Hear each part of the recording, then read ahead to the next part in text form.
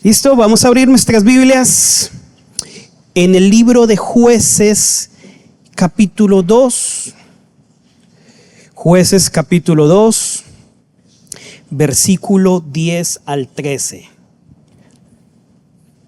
Amén. Todos los que tengan su Biblia, digan amén. Amén. Y cuando lo encuentren, digan amén. ¿Listo? ¿Lo tenemos? Jueces 2:10. Muy bien. Amén. Vamos. Después de que murieron todos los de esa generación, creció otra que no conocía al Señor, ni se recordaba las cosas poderosas que Él había hecho por Israel. Los israelitas hicieron lo malo a los ojos del Señor y sirvieron a las imágenes de Baal.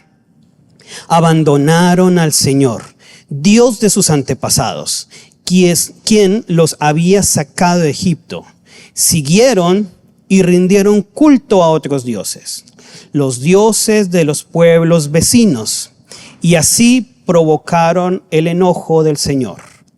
Amén. Oremos. Bendito Dios y Padre eterno, te honramos, te bendecimos, te exaltamos y te damos gracias por tu palabra de verdad. Tu palabra, Señor, que trae vida, esperanza, edificación y cambio a nuestras vidas, Señor. Hoy te pedimos, Padre, que esa palabra traiga transformación, renovación a nuestra mente, a nuestros pensamientos y a nuestras vidas. Señor, y que quede atesorada en nosotros para poder vivir en ella. Te lo pedimos en nombre de Jesús. Amén y amén. Mis hermanos, la semana pasada iniciamos con el estudio del libro de Jueces. Nuestro amigo, hermano, pastor Jairo, nos habló de la primera parte de Jueces y me gustaría contextualizar un poco todo con lo que él nos habló la semana pasada. Porque es importante que veamos qué estaba sucediendo con el pueblo de Israel. Si recordamos, este pueblo había salido de Egipto, había sido sacado de Egipto. Ellos eran esclavos en Egipto y habían sido sacados de manera sobrenatural por Dios. Si recordamos también, ellos pasaron 40 años en el desierto y fueron sustentados de una manera poderosa de parte de Dios. No les faltó pan, no les faltó agua, no les faltó vestido, no les faltó nada. Lo que pedían, el Señor se los daba. Es algo maravilloso y algo tremendo, ¿no? Todo eso lo vivieron, todo eso lo tuvieron. Llegaron entonces a pasar la última parte para entrar a la tierra prometida. Y aquí me gustaría hacer un stop primero que todo, porque si nos ponemos a pensar, hay algo maravilloso allí. ¿Recuerdan que se le había dicho a alguien que iba a tener una generación grande? ¿Recuerdan quién era? A Abraham. Se le había prometido que iba a ser el padre de una nación grande. Bueno, estos hombres, mujeres y niños que van hacia esa tierra prometida, ellos ya eran el cumplimiento de una promesa. E iban al cumplimiento de otra promesa, iban a tomar la tierra prometida. A mí me lleva a pensar que este es un momento cumbre, como cuando usted está viendo una serie y está llegando allí, ¡oh! Y son el sonido ese sonido de música épica, porque llega a ese pueblo y se ve, como si usted ve aquí la bahía y se ve, ahí está la tierra prometida. Y ellos siendo también el cumplimiento de una promesa, hasta se me eriza la piel, me parece algo maravilloso. Han pasado 40 años, han pasado desierto, han pasado de todo, y ven el cumplimiento. A pesar de todo, porque si estudiamos, han pasado muchísimas cosas en esos 40 años. Han luchado con mucha gente. Y en medio de esas luchas, el Señor se glorificó. Muchas de esas luchas ellos no tuvieron que pelear. Ellos tuvieron que adorar y Dios peleó por ellos. O sea, Dios les había mostrado, mis hermanos, cosas maravillosas. Y están en este momento frente a esa tierra prometida. Estando allí, Josué se despide. Josué, el enviado de Dios, el que los dirige, se despide de ellos. Y me gustaría recapitular un poquito, no me quiero alargar mucho, en el capítulo 1 de Jueces. ¿Por qué? Porque si lo leemos, que se lo dejo de tarea, allí inicia la campaña militar.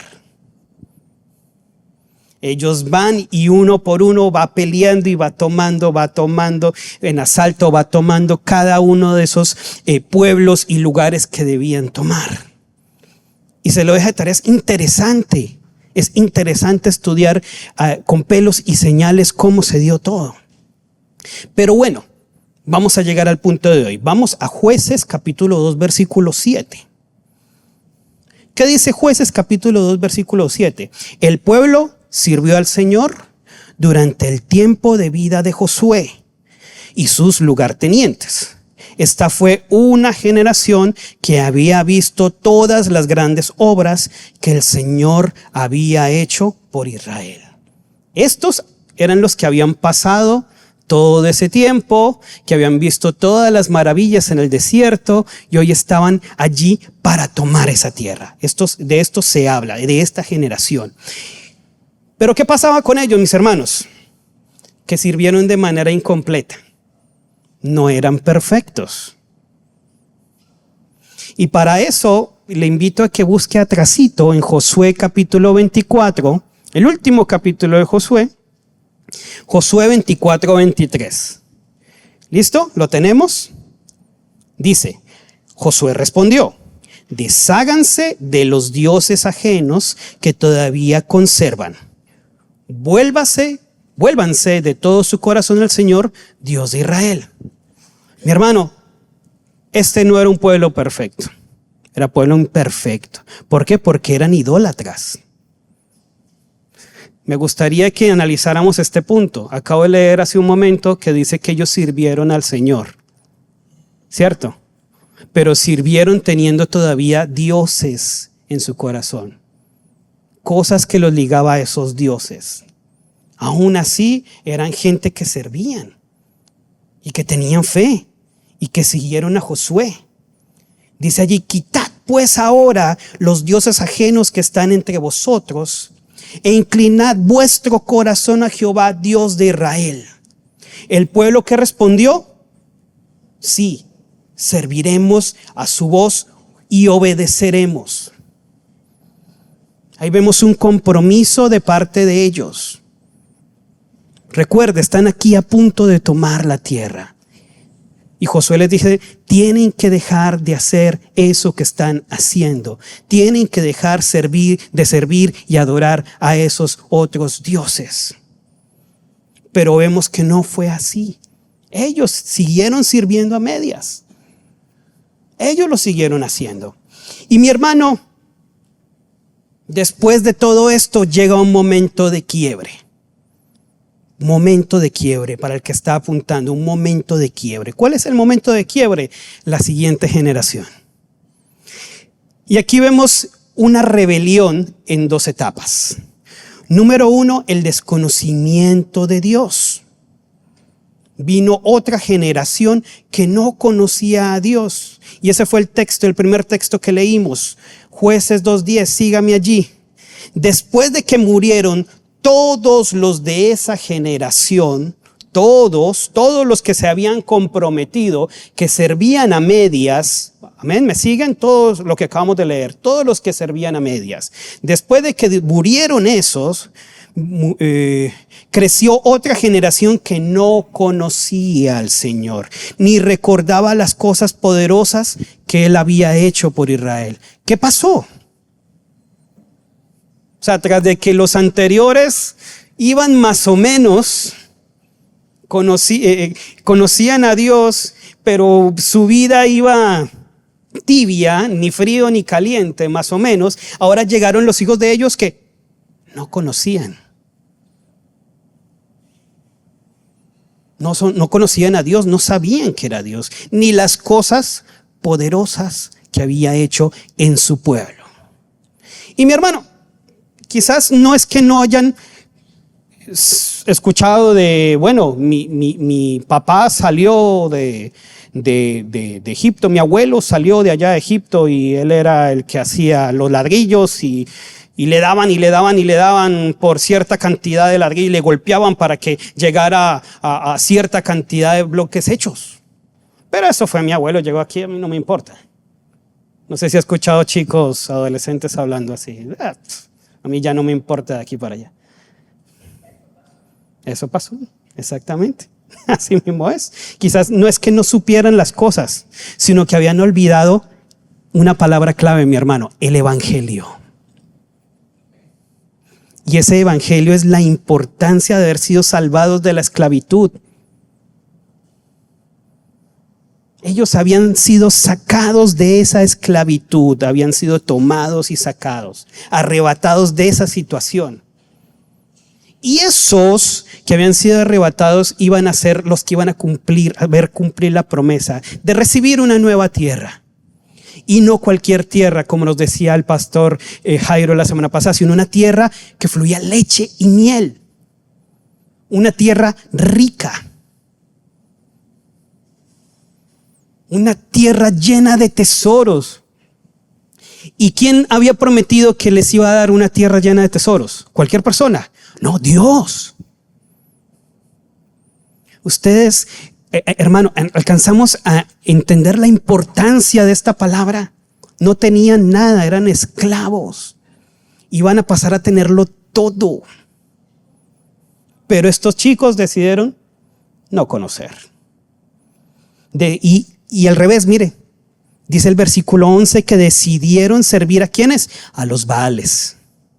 Estando allí, en medio de dioses, en esa tierra nueva. Después de que sus padres habían tomado esa tierra en el capítulo 1, esos chicos de esa nueva generación estaban en medio de dioses. Porque ese era un lugar lleno de dioses. El dios del sol, el dios de la luna, el dios del agua, el dios de la lluvia. Llenos de dioses.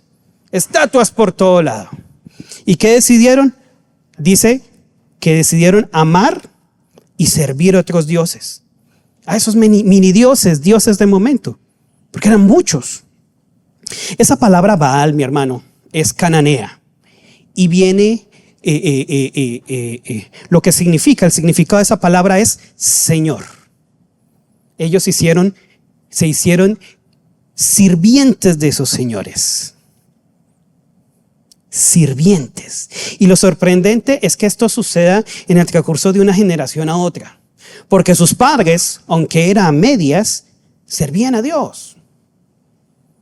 Como les decía, sí, era de manera imperfecta, pero ellos servían. A veces no eran muy entusiastas. Se quejaban del maná. Después, cuando les daban mucha carne, ahora queremos ser vegetarianos. Pero seguían. Ahora, estos muchachos no. Esta nueva generación no. ¿Y usted qué piensa? ¿Quién fue el culpable de esta cosa? ¿A quién podemos señalar? ¿Al que da el mensaje o al que no lo quiso recibir? Mi hermano allí no lo especifica, pero yo me atrevo a decir que ambos. Me atrevo a decir que ambos. Pero allí hubo un antes y un después. La primera generación no consiguió alcanzar a la segunda, o la segunda generación endureció su corazón.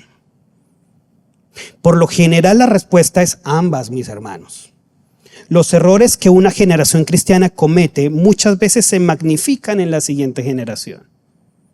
Es muy fácil reemplazar el compromiso de servir a Dios por la complacencia, por lo que vemos. Bueno, tú no quieres comprometerte en seguir al Señor. Bueno, estas partecitas, deja eso que tienes en tu corazón para después. Eso era lo que estaba viviendo el pueblo de Israel. No era totalmente comprometido, había complacencia. Pero después, en la siguiente generación, se terminó cediendo todo. Ya no fue solo esa complacencia de que agarro esta parte del evangelio, esta parte sí, esta parte no, y me quedo con esto que me gusta. Me quedo con las canciones bonitas que cantan el domingo. Ya llegó un momento donde el pueblo, qué Dios ni qué cosa.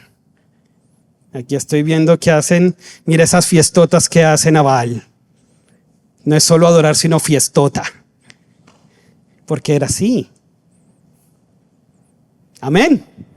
Los escucho muy silenciosamente. Mi hermano, ¿cómo se logra enseñar a una nueva generación quién es Dios? ¿Cómo se logra eso? Vamos a buscarlo en Deuteronomio 6 del 5 al 7. Búsquelo rápidamente porque este texto es bien importante y a los padres, nosotros, amados, fuertes, valientes padres, Deuteronomios 6 del 5 al 7. Yo les invito a que agarren ese texto y hagan un cuadrito y lo pongan en la casa. Sí, porque ese texto es supremamente importante. Padres, madres, vamos a aprender cómo se logra enseñar quién es Dios. Y vamos a detallar este verso rápidamente. ¿Qué dice? Ama al Señor tu Dios ¿con qué? Con todo tu corazón. Mire, ya hay una diferencia entre lo que estaba pasando con el pueblo de Israel. No había todo el corazón. Dice con toda tu alma. Léalo fuerte, con todas tus fuerzas. Eso lleva a un hacer. Leámoslo de nuevo. Ama al Señor tu Dios con toda tu alma, con todas tus. Y dice, grábate en el corazón estas palabras que hoy te mando. No solo las escuches. No solo la leas cuando llegas al Hotel Plaza Paitilla en la casa de mi padre cada domingo. Sino que dice que las grabemos en nuestro corazón. Y dice después, incúlcaselas continuamente a tus hijos.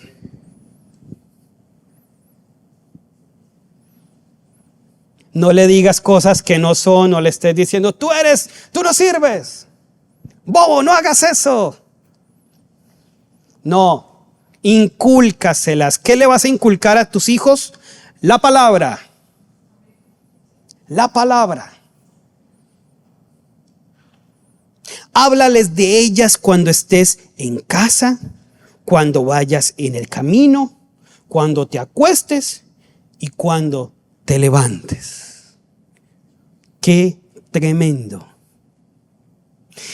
Mi hermano, el texto nos instruye indicándonos qué es lo que necesitamos hacer para transmitir nuestra fe. Nosotros, primero que todo, nosotros mismos debemos amar al Señor con todo nuestro corazón, con toda nuestra vida. ¿Y sabe qué? Es importante que amemos al Señor con todo nuestro corazón en este tiempo, porque estamos viviendo un tiempo muy parecido al que vivían los jueces, el pueblo de Israel en ese tiempo de jueces. Porque está lleno de dioses. El mundo está lleno de dioses. Donde tú levantas la cabeza hay un Dios, hay una valla puesta para atraerte. Aquí encuentras muchos dioses fácilmente. Fácil. O abre alguna de las aplicaciones para ver TikTok, Instagram y vas a perder 1 hora fácilmente. Amén. Porque a todos nos ha pasado. Entonces, ¿qué debe haber en nuestros corazones? El deseo de amar a Dios y amar su palabra. Esa es la primera parte. Debemos tener estos mandamientos en nuestros corazones. O sea que debemos vivir toda nuestra vida, todo el tiempo, apegados a la palabra de Dios. Amén. Es como aquellos, y me va a perdonar el ejemplo, pero yo me lo imagino como aquellos caballos de carrera que tienen aquí estas cosas así para no desviarse. No es no mirar a los que están alrededor, sino que se lo ponen para poder ir así. Que decidamos no mirar a esos dioses. No, yo voy a seguir tu palabra. Que cada decisión que yo tome sea conforme a la palabra de Dios y no conforme a mis impulsos emocionales o conforme a mi carne. Y mi hermano no tenía preparado esto que le estoy diciendo, pero es importante. ¿Por qué? Porque nuestros hijos ven eso. No, pero mi papá me habla de que vamos a ir a la iglesia y yo lo veo levantando las manos en la iglesia y qué lindo se ve en la iglesia, pero en la semana, qué desastre. Vamos en el carro y comienza a gritarle a los que están allá. Y no se comporta como leyó el pastor el domingo en la iglesia. Amén. Mi hermano, es tremendo esto. Debemos tener estos mandamientos en nuestros corazones. Eso quiere decir que no seamos hipócritas ni incongruentes en nuestro comportamiento. Nuestra vida debe ser una evidencia. Diga conmigo, evidencia. Usted y yo debemos ser una evidencia. Debemos aplicar y reflejar el evangelio de forma práctica. No estoy hablando de que usted académicamente llegue aquí y llegue a su casa y va. No es necesario ni armar un culto, un servicio en su casa. No. Me gusta esta parte y es interesante porque está promoviendo algo. Mire lo que dice, estas referencias. Estando, andando, al acostarte, a levantarte. ¿Qué se refiere a eso? A todo el tiempo. Todo el tiempo. En cada momento. Hay mucha gente que solo espera que venga el domingo para que los chicos escuchen una palabra allí en Iglesia Chiquis y ya. Y esto es un fuerte llamado de atención para todos nosotros, padres. Para todos nosotros, incluyéndome a mí. Porque al estudiar esto yo fui el primero que fui quebrantado,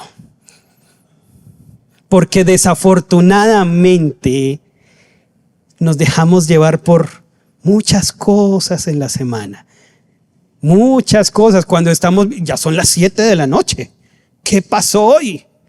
Te levantaste a las 5 y a las 8 de la noche ya pasó el día. ¿Qué hicimos? Y en el tiempo de hoy, que pasamos tanto tiempo en tantas cosas, los que tenemos hijos, ¿cuánto nos relacionamos con nuestros hijos? ¿Cuánto tiempo le dedicamos? ¿Cuánto le hablamos el día de hoy a nuestros hijos del Señor? Y mientras que nosotros no lo hacemos, mis hermanos, esos niños, esas niñas, esos jóvenes están siendo influenciados por los dioses. Están siendo influenciados. Así que, primeramente que todo, yo te hago ese llamado en esta mañana. Mire lo que nos dice la palabra del Señor, que les enseñemos. Les enseñemos. ¿Qué les vamos a enseñar? La palabra de Dios. ¿Quién es Dios? ¿Qué exige el Señor de nosotros? ¿Cómo vivir una vida agradable? ¿Cómo vivir para Dios? No solo traerlos cada domingo, porque se vuelve una costumbre. Y ahí es donde nos volvemos religiosos. Usted viene, llegamos, cantamos, saludamos al hermano, salimos de esta puerta y pasó la semana. Ya, pasó todo. O llegamos aquí con la expectativa de que voy a recibir una palabra. La recibo, pero ya pasó esa semana, ya. Exactamente, se perdió. Pero mire lo que nos dice el Señor aquí, que debemos vivir. ¿Qué dice? Andando, al acostarte, a levantarte. O sea, significa una vida diaria. Amén. Es necesario que nosotros lo hagamos, mi hermano. Y debemos grabarles las verdades acerca de Dios, mostrando cómo se relaciona Dios con nosotros en la vida diaria, en la vida práctica. ¿Por qué, mi hermano? Porque esto se lleva a la segunda parte de la rebelión. Y voy avanzando rápidamente. El desconocimiento lleva a la segunda etapa de la rebelión, lo cual fue la idolatría. Volvamos de nuevo al pueblo de Israel. ¿Qué pasó con el pueblo de Israel? En Jueces 2:10 dice que se repite la historia de Israel una y otra vez. Y estos puntos son importantes. Número 1, el pueblo se revela. Punto número 2, decide adorar a otros dioses, a esos dioses que estaban alrededor de ellos. Recuerden que ellos vivían alrededor de muchos dioses. ¿Pero por qué? Y aquí me gustaría hacer un paréntesis importante. Usted recuerda, mi hermano Jairo nos lo habló la semana pasada, que la instrucción para ellos era ir y tomar. ¿Ok? Ir y tomar la tierra prometida, pero que tenían que sacarlos a todos. Tenían que borrarlos ¿a quiénes? A todos. ¿Qué tenían que hacerlo? ¿Tenían que qué? Borrarlos. Sáquenlos. La instrucción de Dios no es a medias. No te dice, bueno, si tú quieres, tú decides hasta donde te alcance. No. ¿Cuál era la instrucción? Sáquenlos a todos. ¿Y qué hizo el pueblo? No los sacó. Quedaron ahí. Le invito a que lea el capítulo 1 de Jueces. Léalo. Esta tarde léalo. Yo hablaba con el pastor Valo y me decía, mira, es que si tú lees todo Jueces es una serie. Es tremendo. Léelo. Personas como yo que nos gusta más escuchar, yo me descargué un lector y me pongo a escucharlo. Y es tremendo todo el libro de Jueces. Es tremendo. Pero bueno, vuelvo a esta parte.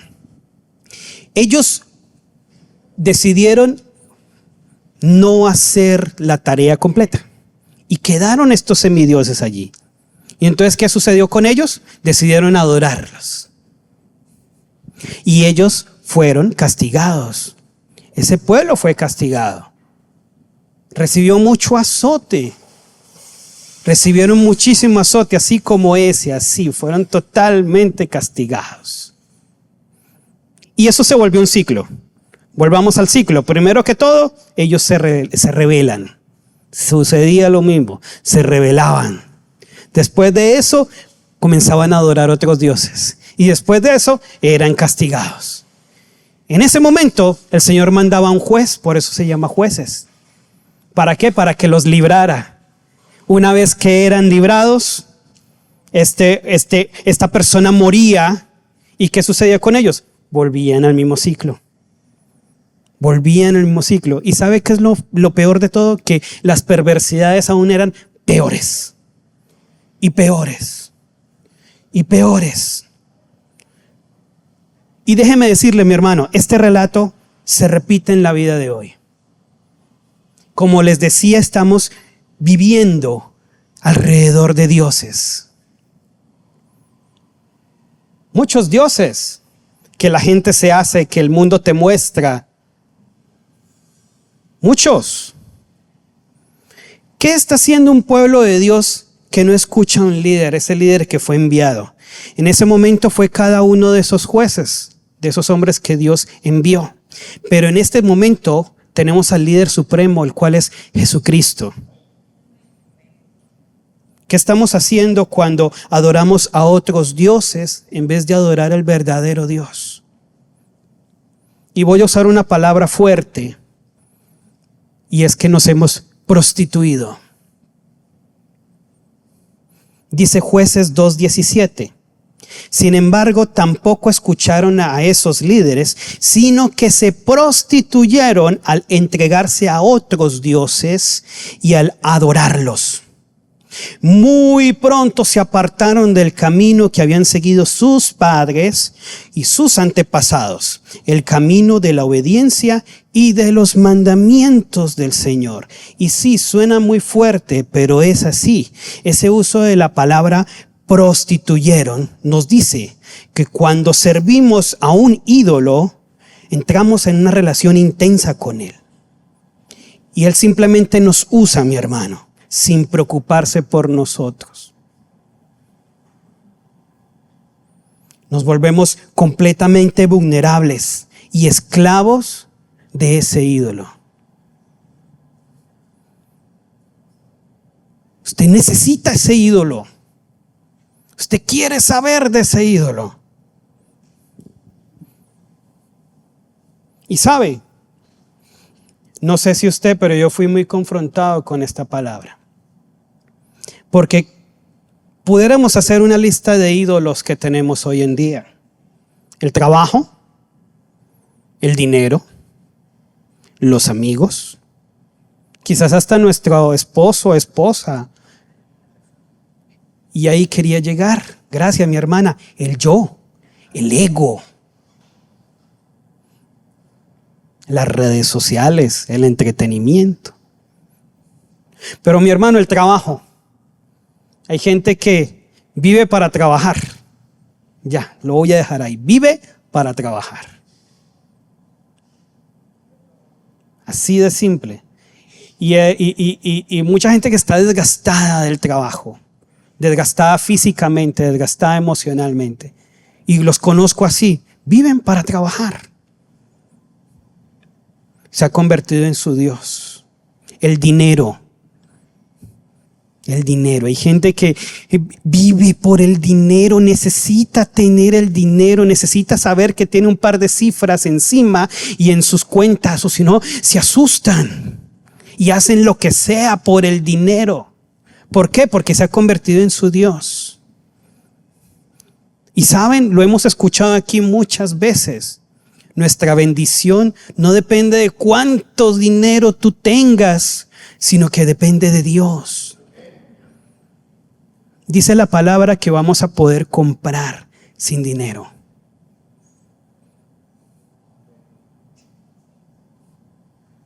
Quizás no lo entendamos. Quizás no lo entendamos.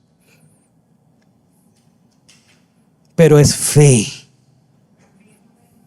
Es fe. Pero cuando no vivimos bajo esa fe genuina, llegamos al 25, 26, 27 de cada mes y quedamos respirando hacia adentro. ¿De dónde saco dinero? ¿Qué hago? Y muchos me miran y se ríen. Pero es así, mi hermano. O quizás tengo mucho y quiero tener más y comienzo a hacer cosas malavidas. Ay, ay, ay. Cosas que no le agradan al Señor. ¿Eso qué es? El Dios dinero. Amigos. No, es que mi amigo me dijo que yo ya me estaba volviendo como muy religioso, entonces mejor no voy a la iglesia. O me dijo más bien que no fuera allá, nos vamos a ir a parrandear. Y eso que le estoy llevando a un extremo. El esposo, la esposa y el yo. El yo es muy grave caer en esa adulación y adoración al yo. Yo quiero ser el primero, yo me quiero ver bien, yo quiero que me vean. Yo primero, yo al centro y yo al último. Yo. Mi hermano, es necesario que nosotros digamos un no más. No más. ¿Por qué? Porque así como lo leímos hace un momento, el Señor quiere que toda nuestra vida, que todo nuestro ser, que todo lo que somos le agrade a Él. Que le adore a Él. Todo. Y eso fue el grave problema que pasó con Israel. Primero que todo, que fueron desobedientes. Segundo, que estando en una situación como la que estamos nosotros hoy en día, en medio de tantos dioses, por su desobediencia, no conocían a Dios. Y al no conocer a Dios, de quién era Dios, cayeron en esa idolatría. Así que yo te invito en esta mañana a que allí donde estás te examines. ¿Qué ídolos he puesto delante de Dios? Un minutito allí donde estás, analízalo. ¿Qué ídolos? ¿A qué le has dado prioridad esta semana antes de tomarte un tiempo y leer la palabra? ¿A qué le has dado prioridad? Analízalo. Quizás es el yo mismo. ¿A qué le das prioridad a la hora de tomar una decisión?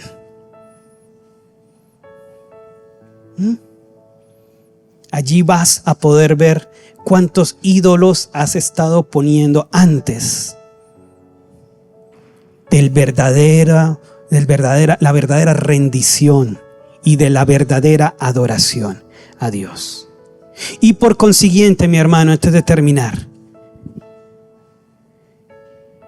tenemos que cuidar a nuestros pequeños, a nuestros hijos, porque así como en aquel tiempo esa tierra estaba llena de ídolos, en aquel tiempo sucede lo mismo.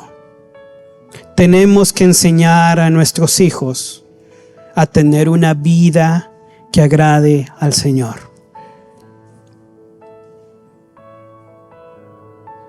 Es tremendo ver todo lo que sale en las redes sociales, todo lo que sale en YouTube y en las demás plataformas.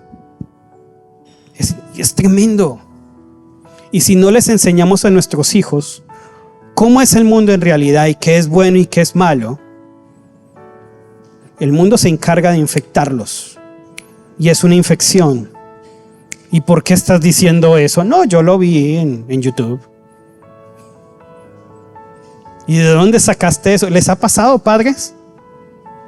¿Tú por qué estás cantando esa canción? Ah, no, es que mi amiguita en las redes sociales estaba en el busito y se puso a escuchar eso. A mí me ha pasado. Y tú estás tarareando algo. Oye, ¿tú dónde escuchaste eso?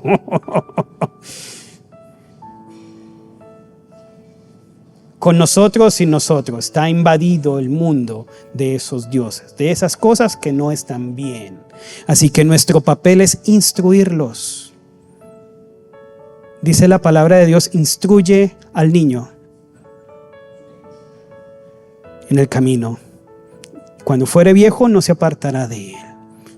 Así que mi hermano, instruyamos a nuestros hijos para que también conozcan del Señor, conozcan quién es Dios y las maravillas que Él hace. Y veremos una generación no que se pierde, sino que también viene y adora y vive su vida consagrada a Dios.